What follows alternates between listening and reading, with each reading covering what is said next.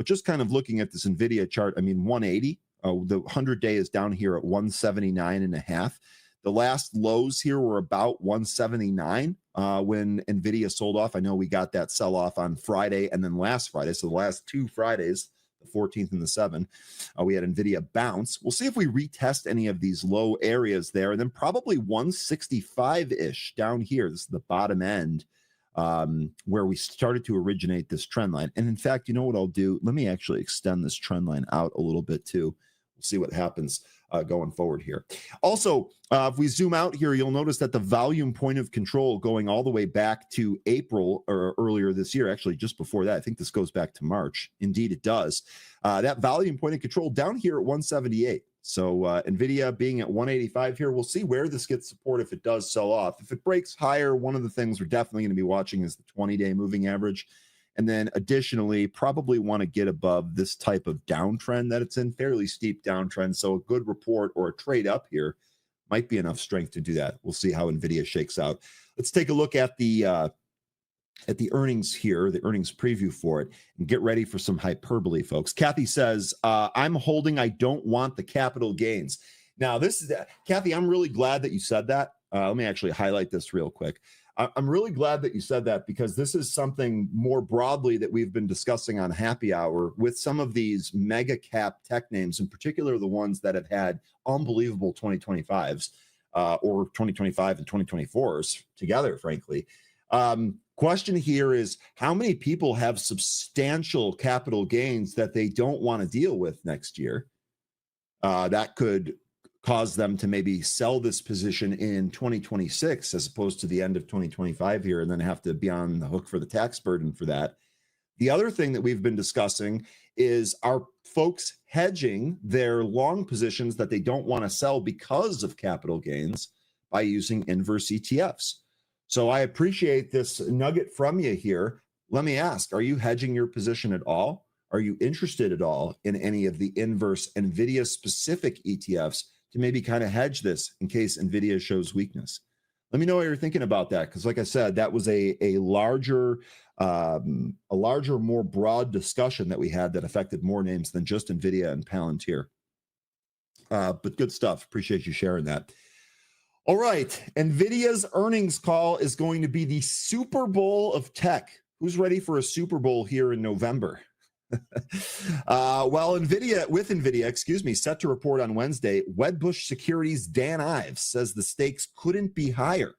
Speaking with CNBC yesterday, he describes the event as, quote, the Super Bowl, not just for tech, but for the entire market, adding that the trading floors worldwide will go silent as investors await the numbers.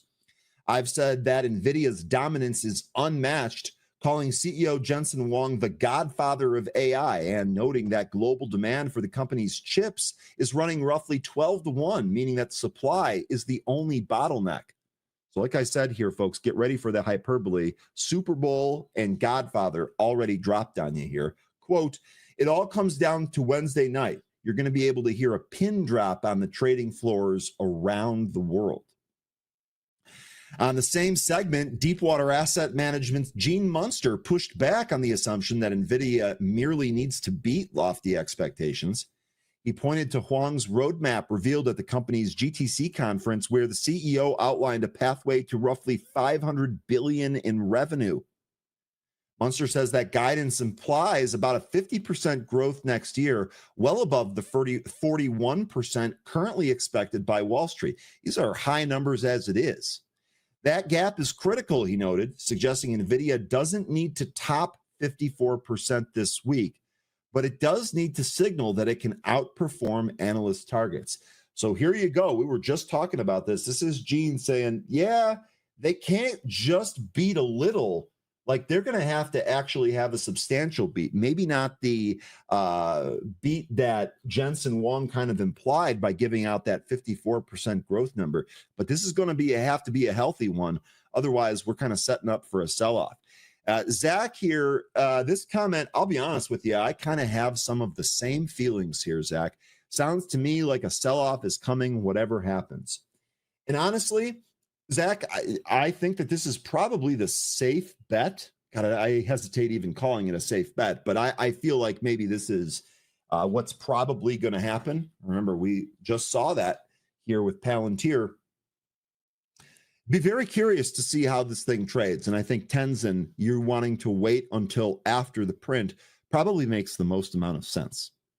Golden Greenhorn here is saying that the Cloudflare outage has taken down PayPal, X, and ChatGPT. Okay, so PayPal is one I did not try and use here this morning or even log into, frankly. But X, my X is actually still down. I can confirm that since the show started here, I have no updates on any of those tweets. So yeah, and now we're relaunching it. I get the Cloudflare error. So X Pro clearly still being affected by this. I'll check when I get a sec here. I'll check regular X and see if I can pull content from that. But it appears that this Cloudflare outage still wreaking havoc on other things. And thank you for mentioning PayPal. I had no idea. Big Bees said that Perplexity is also down. So looks like some of the AI chatbots are down here. People are going to have to lean on what they actually know as opposed to having the AI bot do everything for them. We'll see how out of control today gets. Zach saying X is bad in Greece here too. So this is not a U.S. thing. This seems to be a worldwide thing. All right, moving on here. When asked whether a rival When asked whether a rival could suddenly leapfrog NVIDIA with a superior AI chip, Munster dismissed that concern for the near term, saying meaningful competition is unlikely within the next 6 quarters. I'm pretty sure I have some AMD bulls that would push back on that. Ultimately, we're going to have to wait to see what the numbers say to see if there's actual catch up being done here. But I don't see AMD leapfrogging NVIDIA. I do see them catching up, however.